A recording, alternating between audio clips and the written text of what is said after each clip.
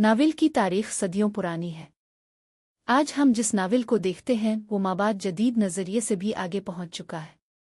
Novel की ये जानी पहचानी शक्ल यूरोप अमेरिका के फनकारों की बदौलत है। आम तौर पर यही समझा जाता है कि नावल की सिन्फ यूरोप से आगाज़ हुई और उसका इर्तिका भी वहीं हुआ, लेकिन ऐसा नहीं है।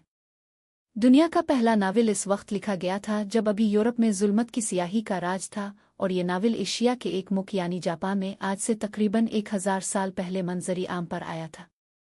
इस नावल का नाम दी टेल ऑफ गेंजी है।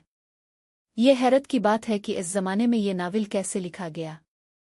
इम्कान गालिब है कि इस अहद में जापान में इस तरह का अदब लिखने का रिवाज हो और दी टेल ऑफ गेंजी इस रवायत का नुक्ता उरूज हो। बहरहाल जो भी है, ये नावल न सिर्फ अपने ज़माने का बल्कि हर अहद का लाजवाल नावल है। आज की वीडियो में हम इस नावल का तज्जिया पेश करेंगे। दी टेल ऑफ गेंजी दुनिया का पहला नावल है। ये जापान की एक खातून मोरासाकी शकीबो ने लिखा था और 1021 ईस्वी के आसपास शाये हुआ था।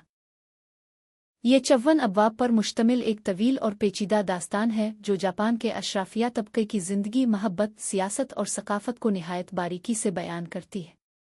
इस नावल का मरकज़ी किरदार प्रिंस केंजी है, जो एक खूबसूरत, ज़हीन और रोमानवी शख्सियत का हामिल है।